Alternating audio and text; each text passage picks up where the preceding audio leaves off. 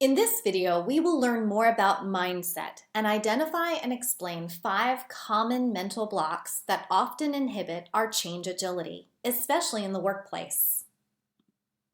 By the end of this video, you will be able to recognize the differences between a fixed mindset and a growth mindset, explain 5 mental blocks that may be inhibiting your change agility, apply what you have learned to your current workplace situation, and reflect on your own mindset and experience with change. Change is powerful, and we can either see it for the opportunity that it is, or we can choose to allow mental blocks to inhibit our change agility.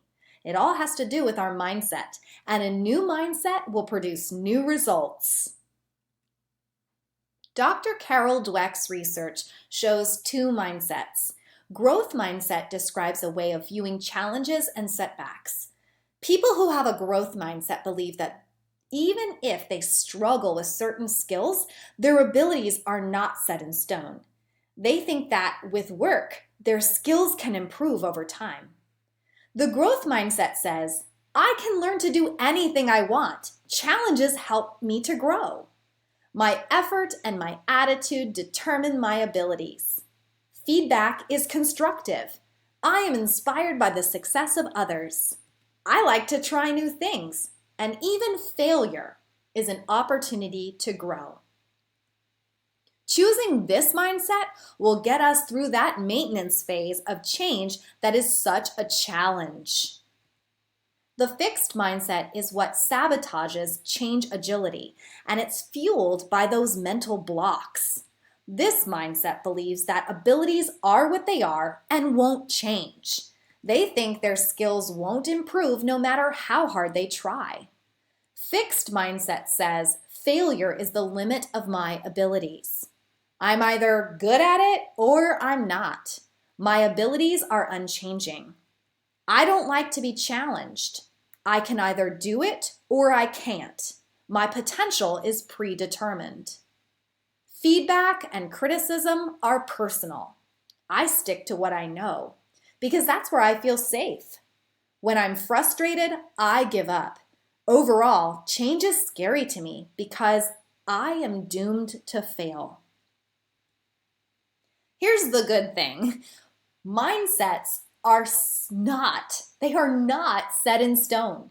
People may have a growth mindset at certain times and a fixed mindset at others. They may have different approaches to different challenges or changes, and their mindset may change over time. So now it's time to literally pause this video and reflect. Write it down. Answer this question. What mindset do you have toward the current change in your workplace situation? The fixed mindset is often the one we default to when we initially sense change because of our fear of the unknown. Our fixed mindset is then fueled by mental blocks. Mental blocks are our way of resisting change. And we are all vulnerable to thinking these things. Sometimes they are valid, but most of the time it's just a knee-jerk reaction to change.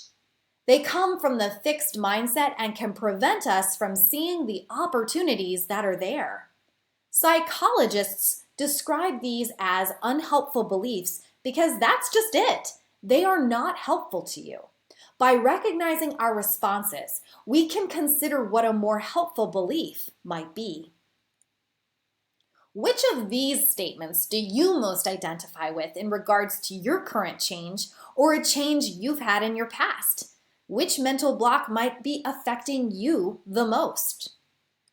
I've already tried that and it didn't work for me. I'm done. It's not my fault. It's everyone else in the situation I'm in. I'm uncomfortable not knowing. Why do anything differently when it might not work? I'd rather stick with the way things are than risk losing something. This first mental block is learned helplessness. This is the mental block that says, I've already tried that and it didn't work. I'm done. Does that sound like you? Learned helplessness is the feeling of powerlessness, that builds quickly, causes passivity, and the belief that nothing you will do can make a difference. The next mental block is projecting blame. Projecting blame is heard in, "It's not my fault, it's everyone else and the situation I'm in." Projecting blame is based on the theory of locus of control. Look it up.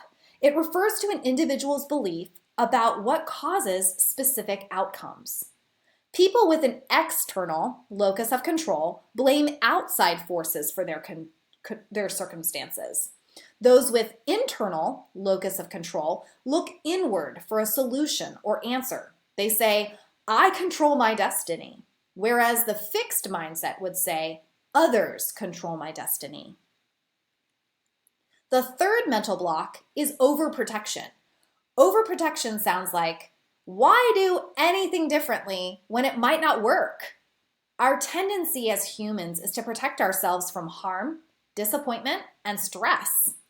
When taken too far, we overprotect, cutting ourselves off from new experiences and challenges.